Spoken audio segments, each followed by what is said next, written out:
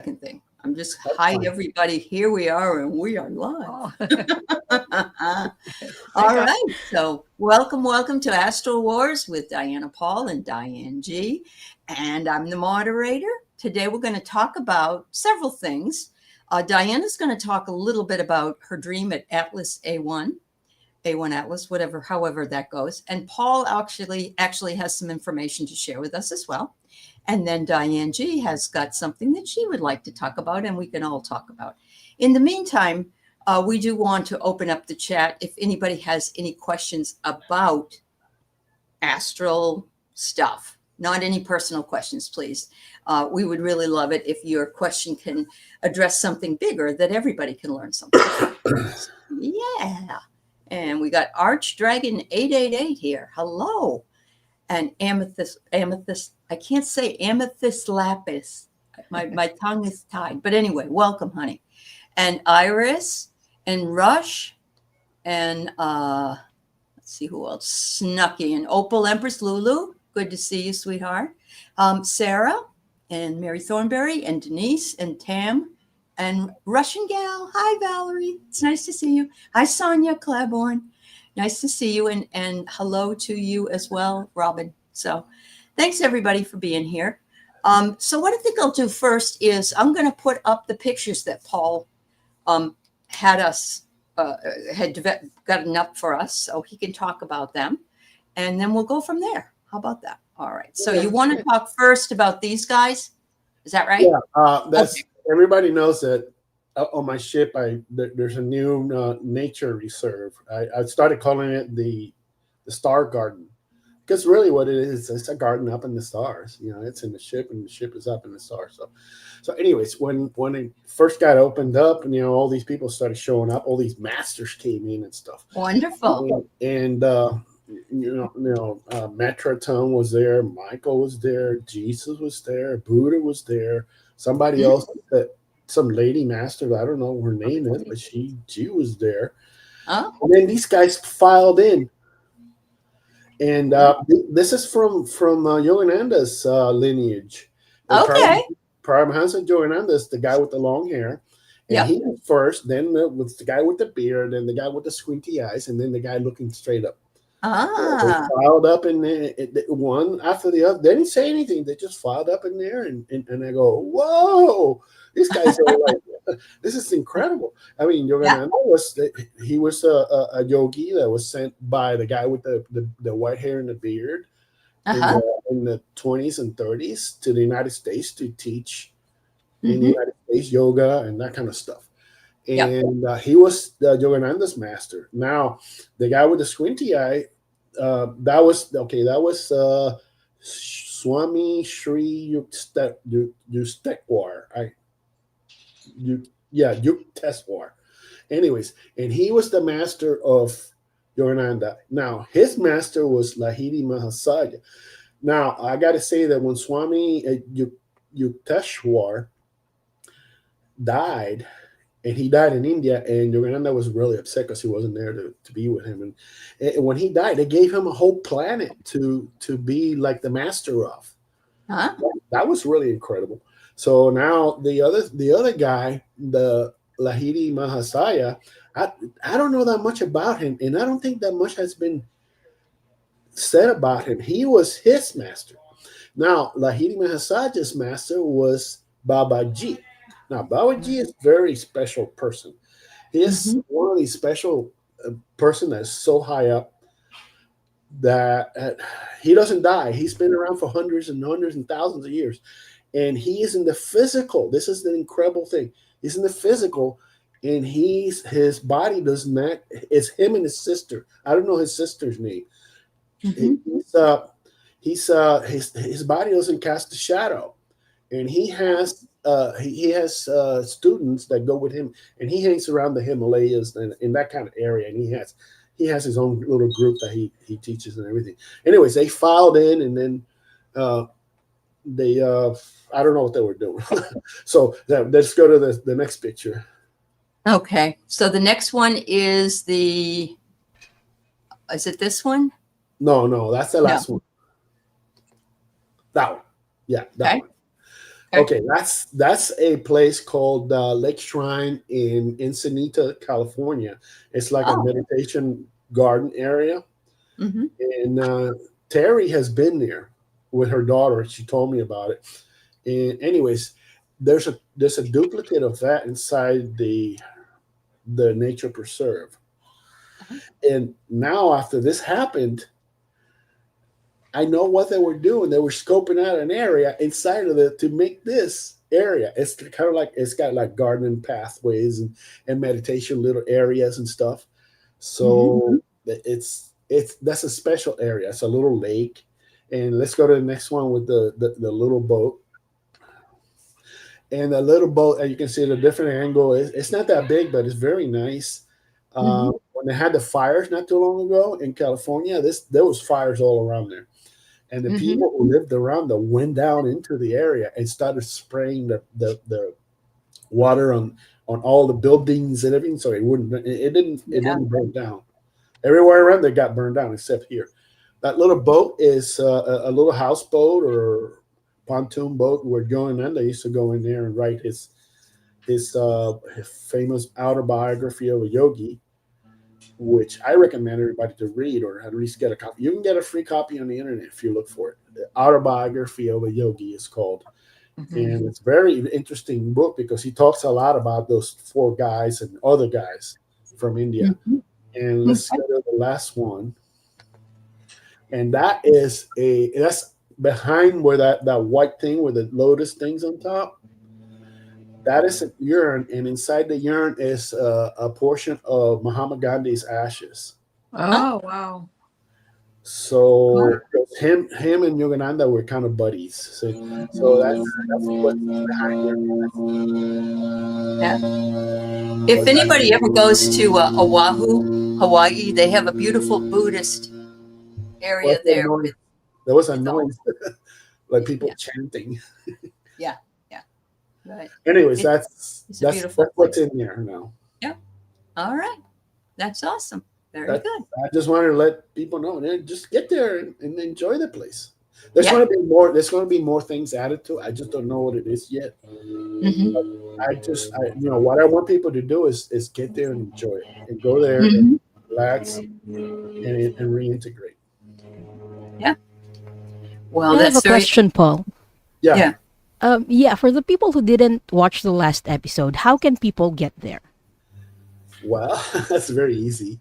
Just ask your higher self or you guys to take you there.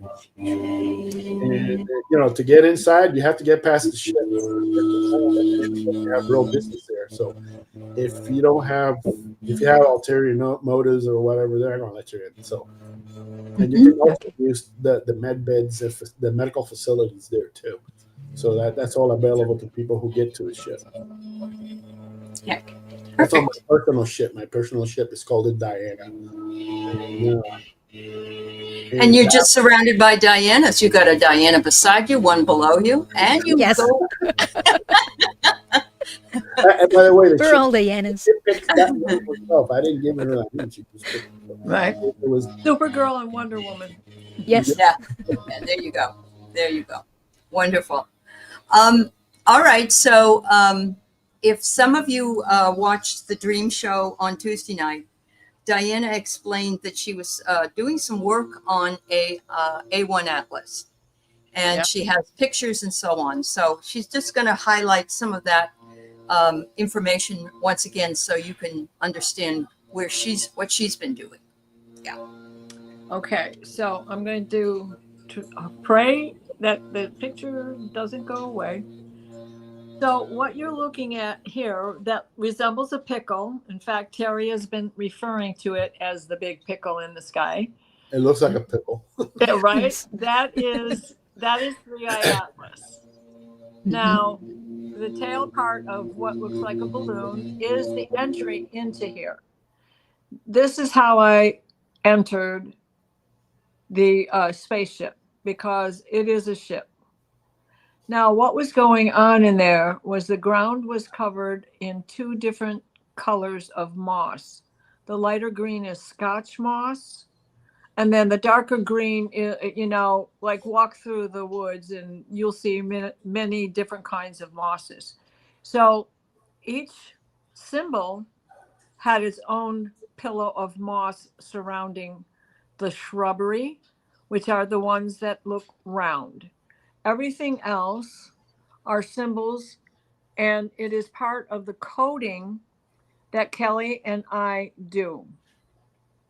Now, after all of this was finished, what was going on? This is plant life.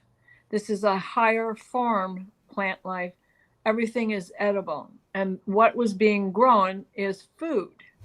Food for the future us, food for what we need now to survive and prepare for the future us. And the future is as early as tomorrow. So where you see what looks like lightning, that area is where we exited.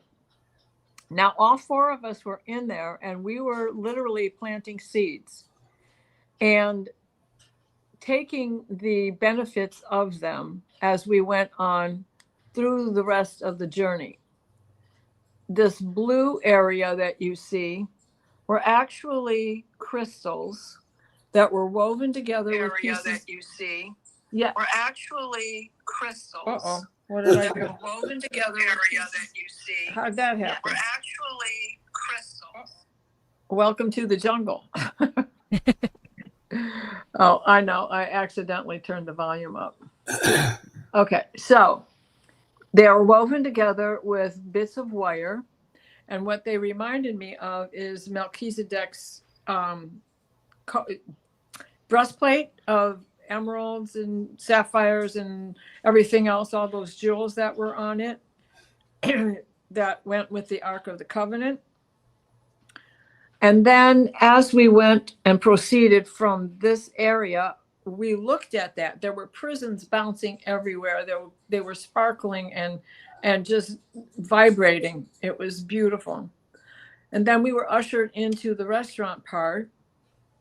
And the four of us are sitting at this table. And we're having a wonderful time. So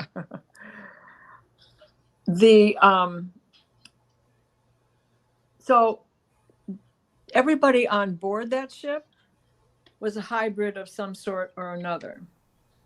Now, my take and what I've been told, which has been more than 2 weeks since I was given this information, is that it is a spaceship, it does have life, and they are the hybrid descendants of the Martians, for lack of a better term, the inhabitants of Mars, when a cataclysm happened that destroyed their planet, and Earth and Mars were like sister planets.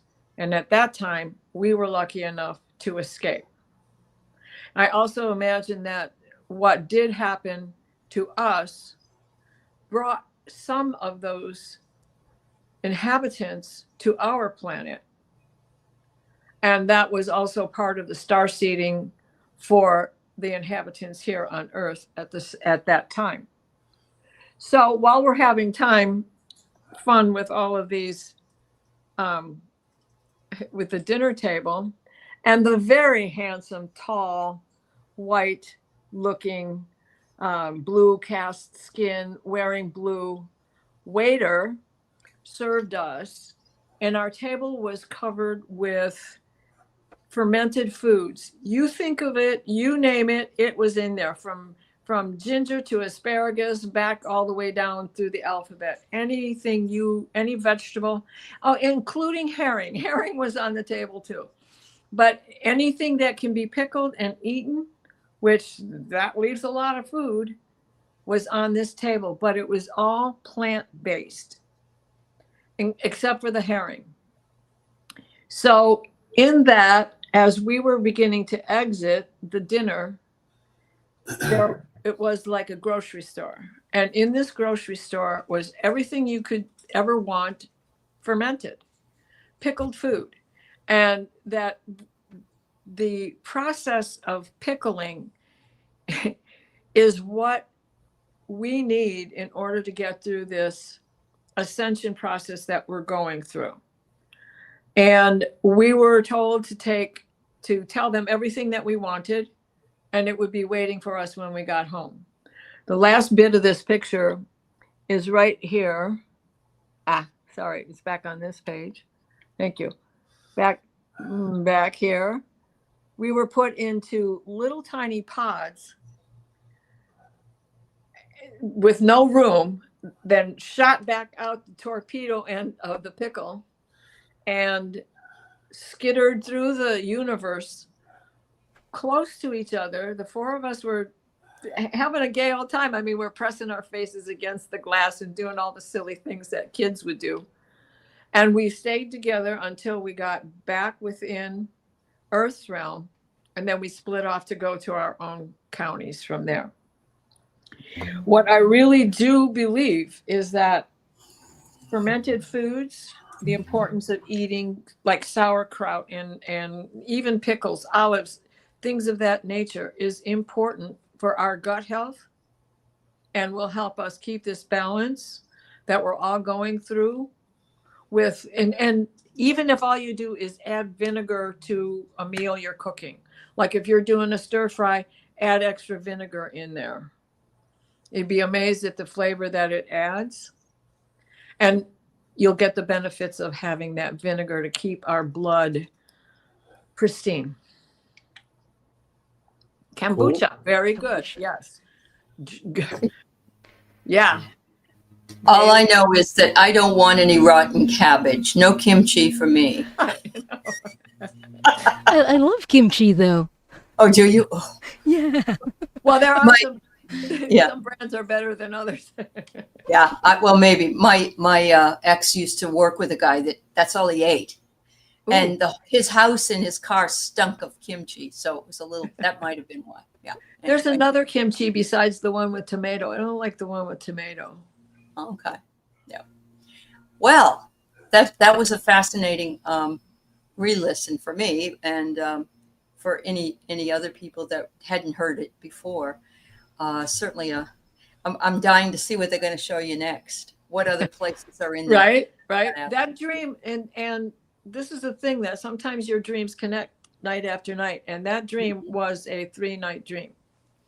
And okay. I knew I was there because they always showed me that first scene before I got to the next one. Right. Yeah, I gotta ask you, Diana. You know, the sun blew up yesterday. Oh yeah, that wasn't an emission. That was a blow up. I mean, it looks like it just exploded. It was headed towards this thing, and well, no, they're not that. I wonder if it's going to survive. I don't know. It survived. It survived. Watch, Stefan just dropped a video about an hour and a half ago. It survived. It is out there beeping, and at this point, it's not in the perihelium to the sun. That the radiation storm that is coming off of it is just now getting close to it. It's like you have to think of it in astronomical measurements. So it's a little bit different than astrological.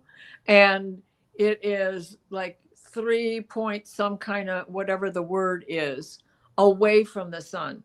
When it is in the perihelium on the 29th, it will be 1.5. I just want to say sectors because we at least can relate to that word. But that's not what the word is. It's something else. So it'll be closer when it's really up on the sun. It's still not exactly visible anyway, because it is close enough to the light that is emitted from the sun to be lost to cameras. Like the planet Vulcan is lost to us. We can't see it because it travels so close with the sun.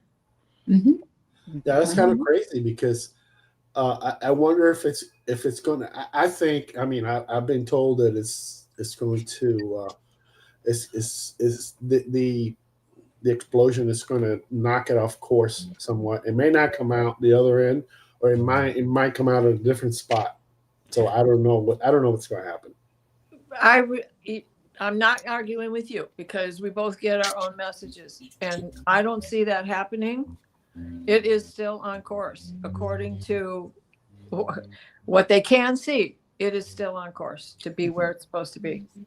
So Lauren said, Alexander Quinn said the sun is refueling the yes, 3 thank you. Yes, that was another thing I was just going to Okay. bring up because I was watching that yesterday. Okay. So, wow. Well, and it does. It refuels us. It gives us a big bolt, but then some of us get Fall a reaction to that big jolt. You know. I had to spend my early morning in the hot tub. I was in so much pain. Yeah. So yeah, it's bad for us that have that issue. Definitely. I can't walk. I can't walk and I can't keep my balance. And this is a yoga master who stands with one leg up in the air, you know. Yeah. Can't do a headstand, but I can definitely. I can do that, but you're going to have to call 911. Well, and I can't do it. I can't do anything right now. Yeah. You know, it's a drawback for all of us who have reactions to this. And the people who are psychic and have empathy and people who have autoimmune usually have psychic abilities. And we're the ones feeling it the most. Yeah. All right. So I'm going to let Diane G bring up the next topic. And then we're going to come back and Paul, you can talk about what you'd like to talk about with Atlas. And then we have some questions already in the chat. So we'll get to those. I want Diane to be able to, and I'm going to make, there you go. We actually had a topic brought up during Terry's meditation tribe this morning about hybrids. This topic was brought up by Pamela Anderson. So shout out to Pamela Anderson. She said she's driving right now, but she will join us later or watch the replay. So what are hybrids? For me, hybrids are people on Earth right now who have a higher concentration of genetic DNA from other star systems. It's different from star seeds because star seeds are we're like souls who incarnated on Earth, and we are originated from other star systems or even galaxies. In the case of hybrids, we have genetic DNA from different star systems. In that sense, we all are hybrids because we have genetic makeup from other star beings when we were being seeded. But for this episode, we'll talk about hybrids in the higher concentration of DNA. We can become hybrids through different means. Like one is through sex.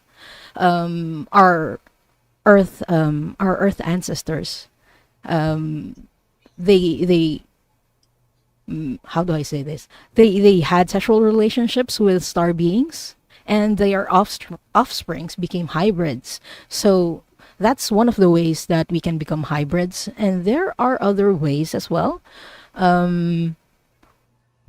Me, for example, I'm a Pleiadian hybrid, and I was told that DNA was added to me while I was a toddler, before I was 3 years old.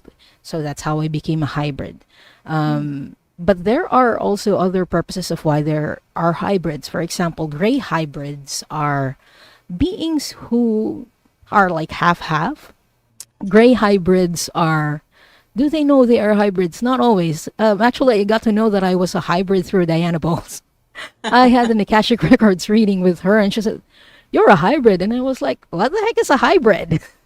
So now I know. Thank you, Diana.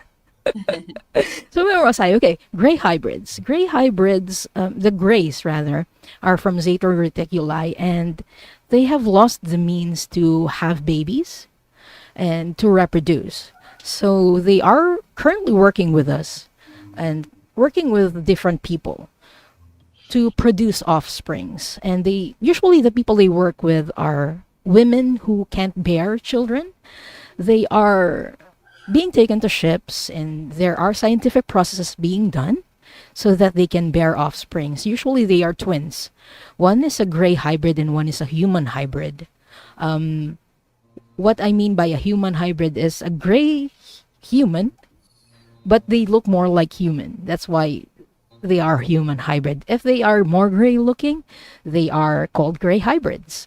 And then the gray hybrid is given to the gray mother or the gray parent, and then the human hybrid stays here on Earth. So those are the different ways in how we become hybrids. And we become hybrids for our mission. Personally, I believe that I took on the soul contract to being a hybrid because I have a mission to transmute energy on Earth. I was told that if I didn't become a hybrid, it would be much difficult for my body to do transmutation on land and on different places. So I believe that's the mission and why I became a hybrid. But we have different hybrids here. Diana Bowles is a hybrid, and Paul is a hybrid. So I would like to ask you guys, what were your experiences as hybrids as well?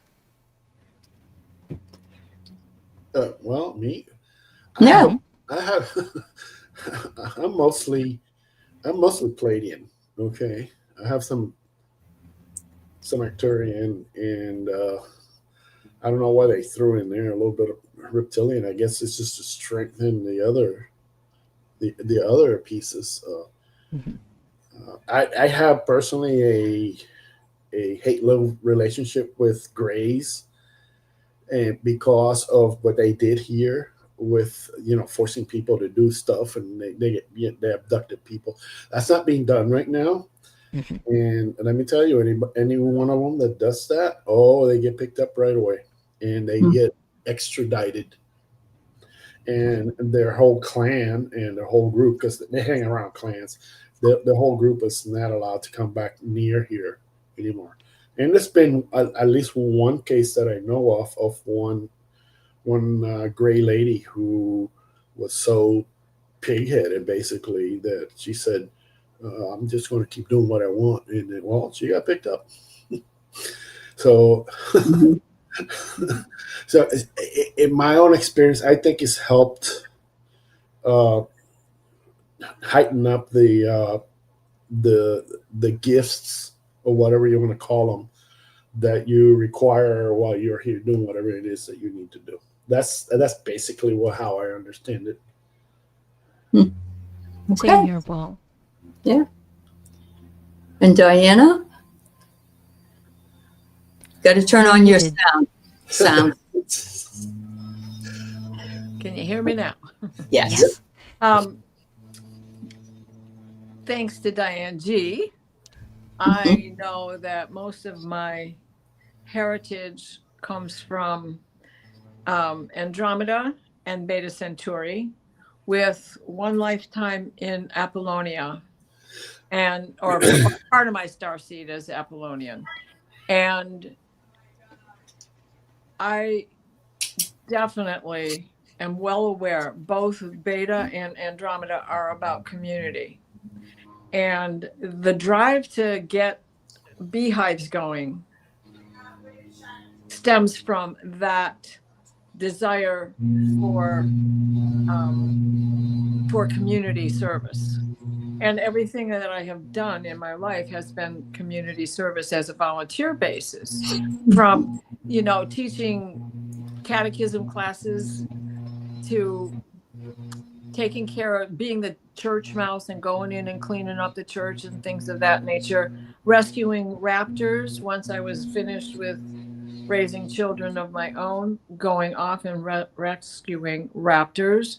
And that, especially in Virginia, meant driving in all over the place and bringing them back to my area of Virginia.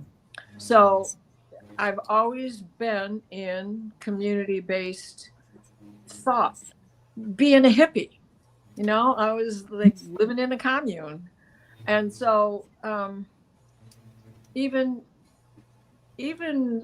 just raising my kid, we did a lot of things, and I did a lot of things volunteering for groups that he was in the football. When he was in high school playing football, I was in the sports thing and doing all that. So anyways, there's been that experience my whole lifetime. So it just made perfect sense when she explained to me all of those lifetimes that I've had. And then my first interaction made me also realize that, and I'm not, please help me, because I don't know exactly where my Manthus past comes from. But the very first interaction I had with an AET was seeing a praying mantis my size on my front porch with me right around my 5th birthday. I stood up, he was the same height. I sat back down on the stoop, he sat down, we were the same height. He had a praying mantis face, and he had the body of a lubber grasshopper, the blue lubber grasshopper. So he had chevron markings all up and down his abdomen that were yellow, and it was a deep, deep indigo blue, and then the head of a praying mantis. And I really felt like he was an ancestor. I felt like, oh my God, it was my grandpa's here, you know? Of course, Yeah. I played face contact with him, but then I got up to go get my mom to come and see him. And of course, by then he was gone. So it was back to quit making stuff up, Diana. Mm-hmm. Oh. I've never experienced anything negative Mm-hmm. with them. I would love to meet a mantis. I haven't, that at least I can remember. I'd probably faint, but it would be interesting to know at least one of them, because they're supposed to be very, very intelligent and psychic too. So, Well, you know, that's another thing. Mantis, the creature here on Earth, comes to me all the time. I have one when I'd be out mowing the lawn, would just hop around through the grass following me. It's not like he went someplace to protect himself. He just move over to the next row and move over to the next row. That's cool. That's interesting. Yeah. So, Diana, you asked what past life that was. Usually, mantids are from Antares or Andromeda. So, I'm leaning more towards an Andromedan past life for you. Okay. Then that just adds even more to the flavor of the story. Thank you, for sure. You're very welcome. Yep. Aley, I don't know. Aley, you keep saying that you're from here, right? I had an original life here, but that doesn't really mean anything to me now, because it reminds me, I have my new dog. She's a Shih Tzu, but people are getting out of the breeding business because people want designer dogs. They want sheepoos and malshees and all these different hybrid animals. And so it's like, that's what's coming for the planet right now. Mm-hmm. And so, but Diane G did do a list of the different places that I have been as well. And, but I don't want to come back here again. I want to go to a real laid back place. I don't like I want to say that Diane has done a really wonderful job of scoping this out for people. So if you have any questions about yourself specifically, contact her. Thank you. I'm sure she'll work an arrangement with you. I'm sure she will. Thank you. You're the historian. You are. Oh, thank you. You are. Well, she has the talent for really a better name for her. Mm-hmm. Yeah. Job description is alien finder. I want to bring. I love that. Because you're talking about hybrids, I want to bring this up because when I first opened my channel, I had a situation where I worked with some people that we talked about ETs and so on. And they almost didn't want to talk about them at that time, because every time they did, they got visited by them and they were bothered by them all the time. And they said they didn't want that. But this particular person who was talking on my show, she had gone to the doctor and she had the female parts checked out. And they said, "When did you lose your baby?" Or, she said, "I've never been pregnant."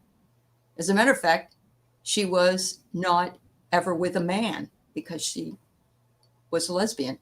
And so she didn't, and she wasn't raped. She didn't, none of that. And somebody said, and then this person figured out that they must have been carrying a hybrid. So can I move the direction of this talk a little bit that way, Diane? I'd love to know what you guys think about that too. Yeah.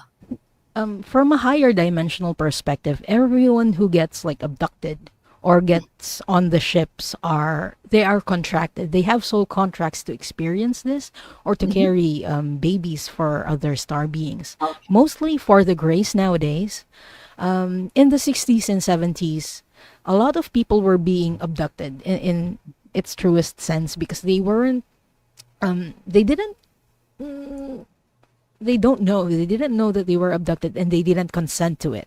Right. But that has stopped. Paul has mentioned it has stopped. So It better, nowadays it's I more, find out. yes, nowadays it's more contractual.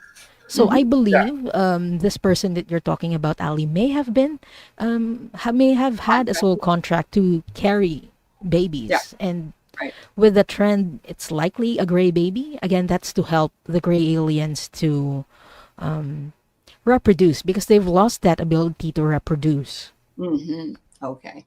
Okay. Yeah, And when so you're thinking that they're just not remembering that they Yes. agreed to that contract, at least at that time. Okay. That makes sense. Yeah, I want to say that it's not just hybrids. I mean, how many children you have on the other side from this? I mean, I find out that I have 16 from the same lady, and Huh? 16. You had 14 a year ago. well, 16. I actually met one of them down here in one of the chats, and I say, "Hello, daughter," and she like freaked out and ran off. Never seen her again. So. Uh-huh.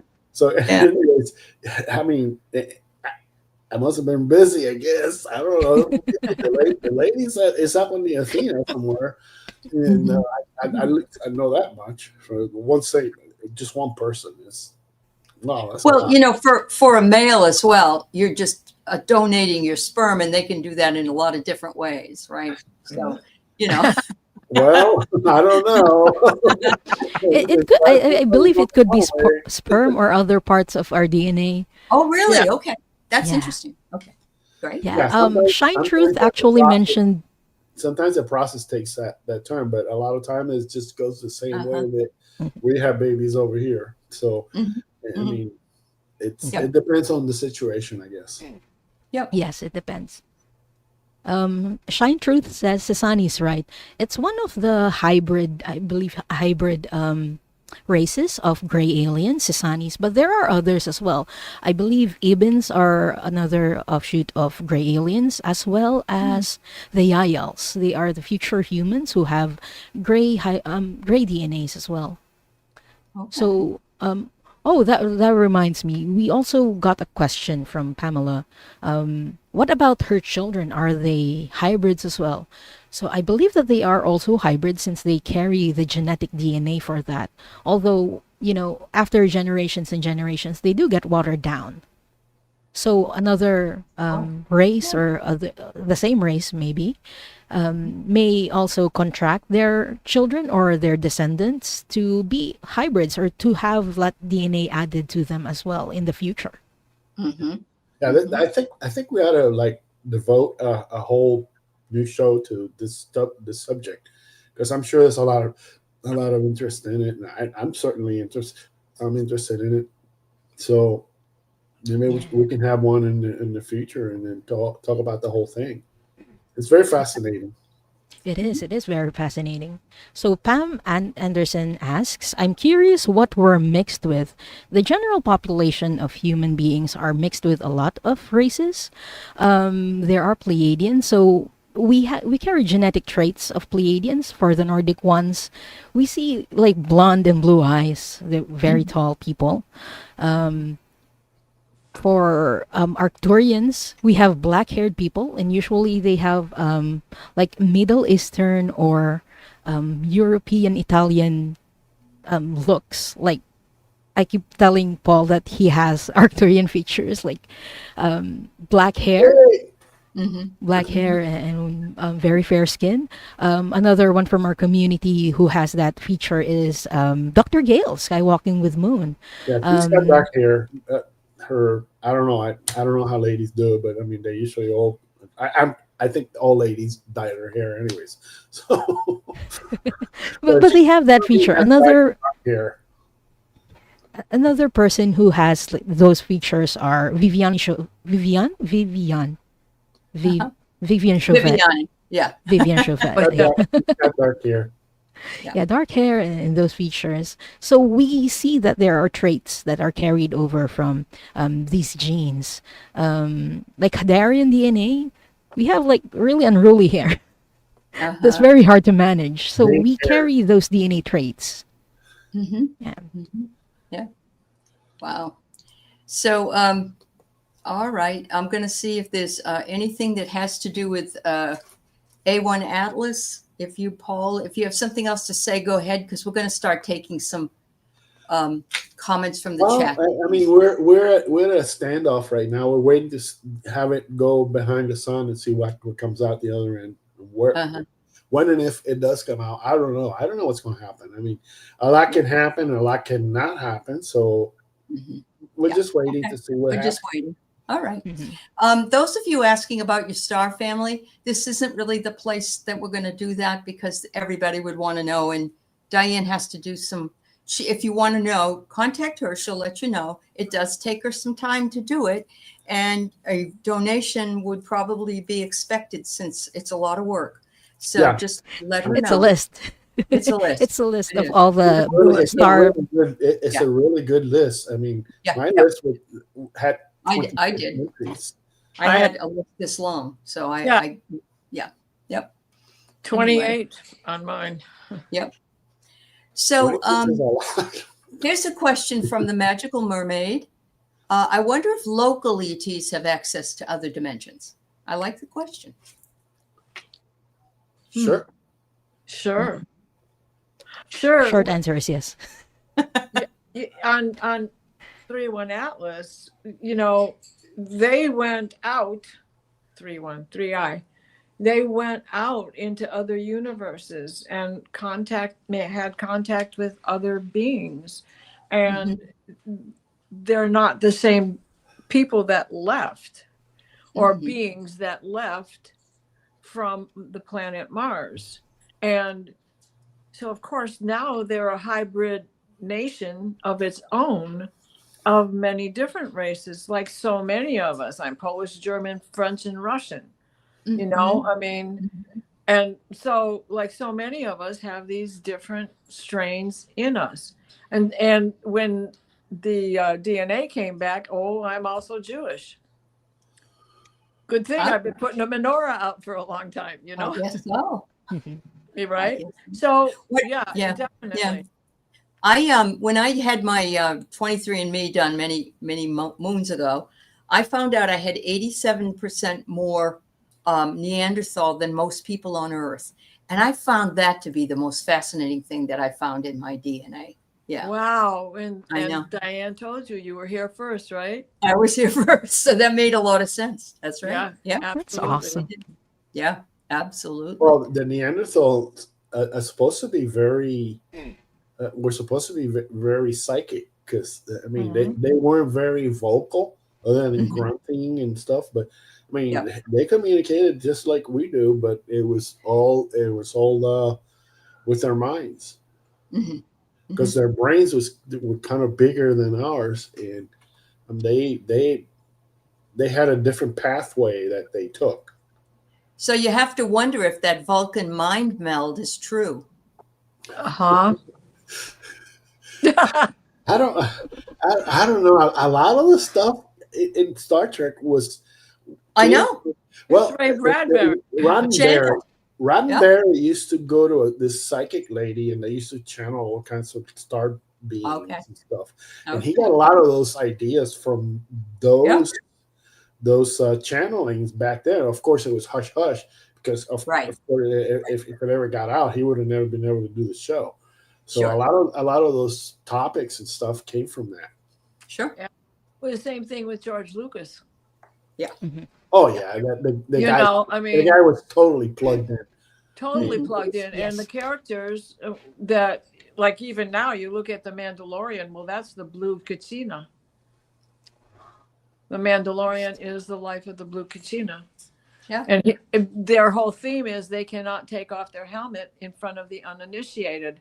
And that is the rule of the Blue Kachina. So when the Blue Kachina comes here and takes his helmet off, we won't need that kind of ceremony. It doesn't mean that we should stop ceremony or ritual, but we won't need the old Hopi ceremonies because everybody's initiated. You are now elevated.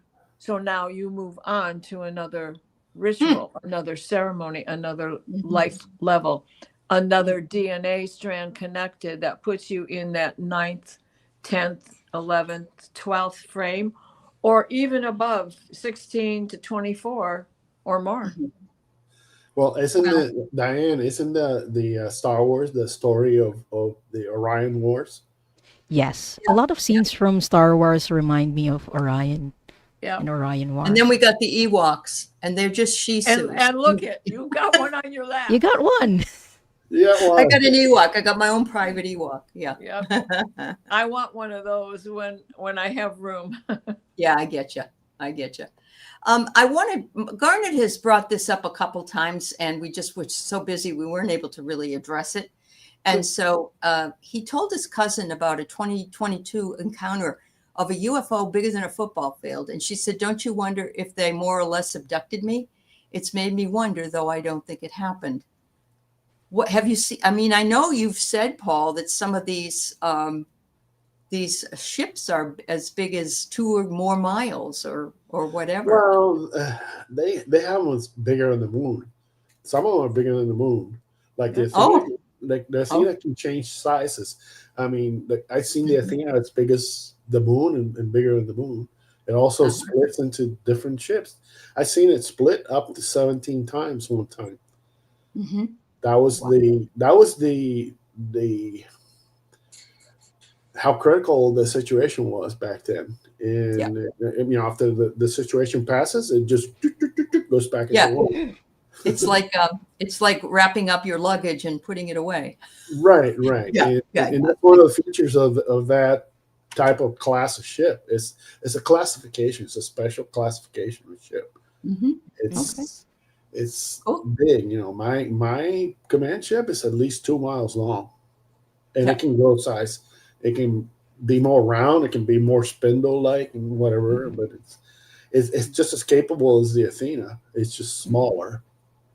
See, I saw my ship in 1966, and it was just this. It was probably just a module of a bigger ship, but that I don't see these big ones like you guys do. So. Usually, the really big ones don't come to the planet. They don't come to the planet. What you see here out of the is a planet. They call planetary ships, basically for coming down in and leaving, and then some of them even have the capability of solar system travel. But they're anything other than that, they take the huge ones.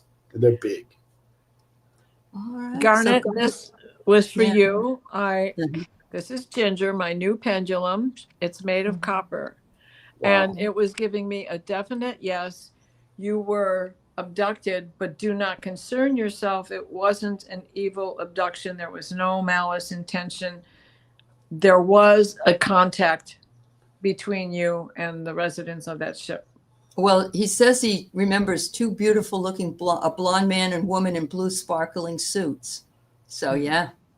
I wouldn't call it an abduction. I would call it an interaction. Yeah. Mm-hmm. But they took you up there. Yeah. And they can do that several ways. They come down and get you, or they can just like beam you up. They do have transfer teleporters. Linda's saying that SETI has jumped into high gear with the 3-1 Atlas. So it makes one say, the SETI project is now really checking transmissions that have been coming our way for years. I did hear that there was a signal when they were on the other side of the sun before that blowout. They did get a signal from what they thought was the Atlas. Yes, they did. Well, the whole thing is Atlas is multidimensional, so you just cannot say it's just 3D. It's multidimensional. There's more than one dimension on it.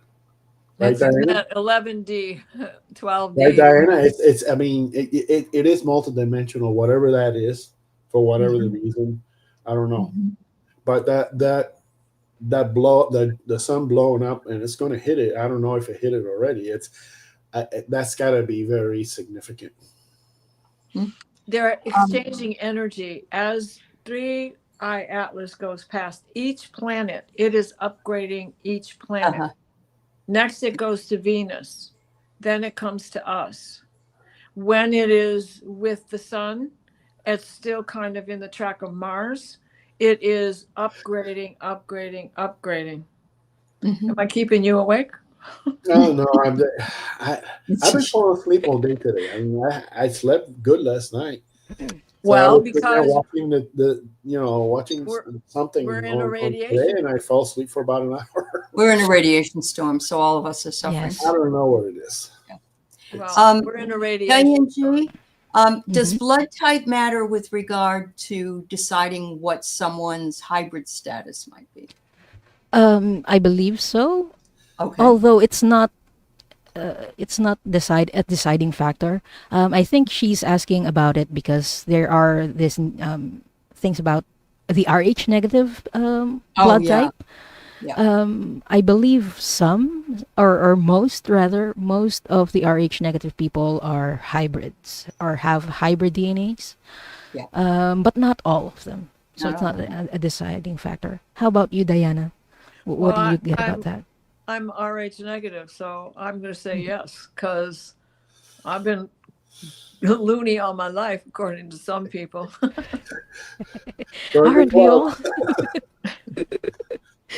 I don't think it matters that much because if you're a hybrid, that means that the combination that you're carrying, it has to be for a reason, and it doesn't. I mean, you are who you are. The blood types that I think I'm AB. I don't pay that much Type isn't the issue. It is the RH factor. Yeah, I don't know RH what that factor. is. I have no clue. Well, that's whether you're negative or positive. I have no idea. If you were born that way with one of them, whatever the mutts have, that's what I have. well, if you're born with one of them, if you have a child, they usually have to completely change the blood in the child, or they'll die. Well, you get Rogaine. You get a shot of Rogaine. And it's the same Rogaine that cuts, grows hair. For the parent, I got the shot of Rogaine, so I wouldn't give birth to any Rh negative factor child after my first child.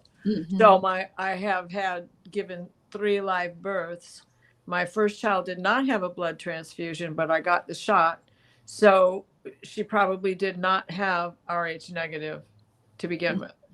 But then my sons did not have it, but I had the shot after her birth. Okay. Shine Truth says she, I think it's a she, thinks future Sasanis will be in Hawaii. Any thoughts? What's Sasani? They're Bashar's race. They are a hybrid of gray aliens. Okay. Okay. I'm not kidding. Well, I mean, the most people, the most ET races that you hear about are the Greys here, but I don't think that's actually true. I mean, because they're probably the most visible, the most ETs that we have here right now are the Pleiadians, because they look like us. We just don't know they're there. Well, Hawaii is, part of Lemuria. Yeah. Yeah. And so if we think of that, it's like open game, right? It's not really connected to here. It's out in the middle of the ocean. Right. Do Palladians have lower body temperatures? I haven't asked, but I am asking right now. Okay. They have because some people have a different body temperature, and that's for them. That just, it's always been that way for them, and you have to wonder, if that would be the same thing for someone off planet. I'm getting a no on this, that Pleiadians don't have lower body temperatures. And I'm thinking it's because there are Pleiadian planets that are very similar to Earth. So I think based on temperature, they also have similar temperatures to us. Uh-huh. Well, Dr. Gill just had a show where she talks about the different types of Pleiadians, because most Pleiadians that you hear about are the Nordics. I mean, they're usually very beautiful people. The women are gorgeous. You see one of them and you drop dead, and oh my God. And the men are also very handsome. That's the way that they are. But there's also different types. There's darker color Pleiadians and darker hair, and she said there's even some type that has like a greenish bluish type of skin color, and there was she said there was like 12 different types, and the same thing goes for the Arcturians. And Arcturians are now all like big-headed blue guys. They're different types. So it's at least we know of at least 4 of them. I don't know exactly if there's more. There probably is more. Probably. Yeah. So, Pamela, who are the aliens that look like a Halloween ghost costume with a white sheet? They don't have a nose, just eyes. Casper. Some little kid asking for candy. No, I think she's being serious. So I just. I don't know of any. I mean, you have the tall whites, which are supposed to be so white they look like paper. And there was a guy by the name of James Hall that he had a lot of interactions with him out in the deserts close to Area 51 back in the 60s when he was in the army, or I think he was in the army. He got chosen to be like the one that could only talk to these guys and see them, and he's written a lot of books about it. I like the guy. I mean, I think he's legit. Which aliens have gill slits? Gill slits. Gill slits. Yeah. Those would be aquatics. Oh, well, probably from a water planet, I would think. Yeah. Yeah, aquatics that can either be out in the air or in the water. I'm getting Sirius B and Mintaka. Yeah, That's makes sense. Yeah. All right. So I'm going to bring this up. This is our last comment question for the day, and we'll see you again next week. But I've seen a lot of videos where reptilians, the eyes have rolled back, and then and I've also seen like a glitch in the head where the person is this way and then turns its whole head around like an owl. Is that how reptilians show themselves? well, a snake is capable of that. And well, remember when Trump was brought in and Elon was standing behind him, and he was doing all this weird stuff, and his eyes got really weird and up in his head and everything else. Somebody said he was reptilian. Who was doing that? Elon. Oh, he is reptilian. He's a weirdo Martian. That's what he is. Okay. Oh, now. 3-Eye Atlas is from Mars. Yeah. It's possible. Reptilians have their genetic trait usually is very noticeable with the eyes.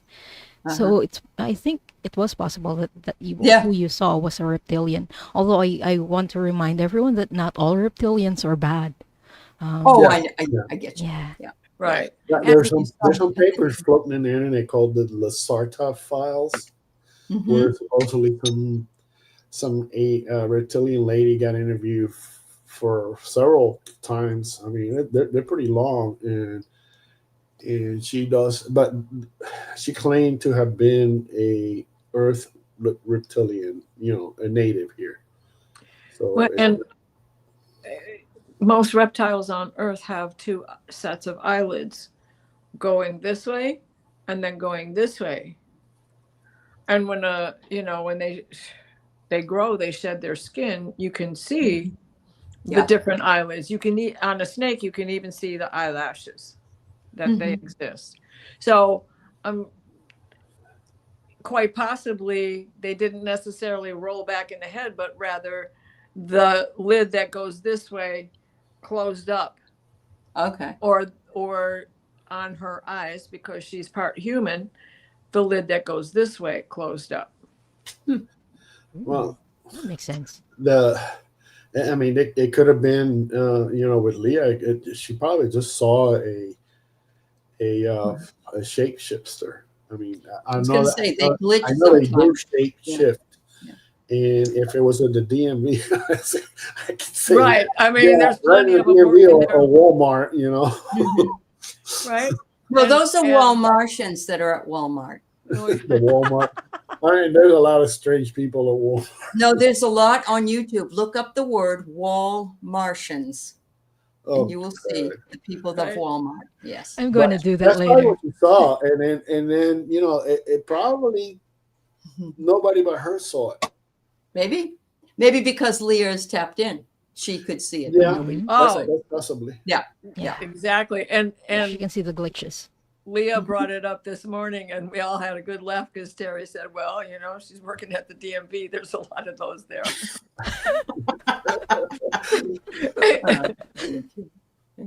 Wow.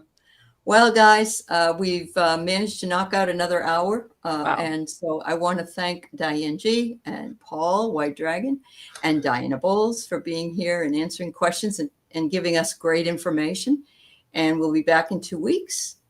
Same time, same channel. If you have any questions that are questions that you'd like us to talk about, send any one of us an email and say, I'd love you to talk about this on the Astral Show. And we'll have something to come and bring to you that you may be interested in. Usually what we do like is for it to, be for more than just one of us. It's for everybody to be able to get some of this information. And if you have any personal questions, of course, you can always email us and just, for instance, Diane G and ask her about where you've lived. Or maybe Diana knows where you've been hybrided from. So anyway, thank you so much, everybody. Thank you all for being here. Everybody have a beautiful day. Awesome. Total awesome.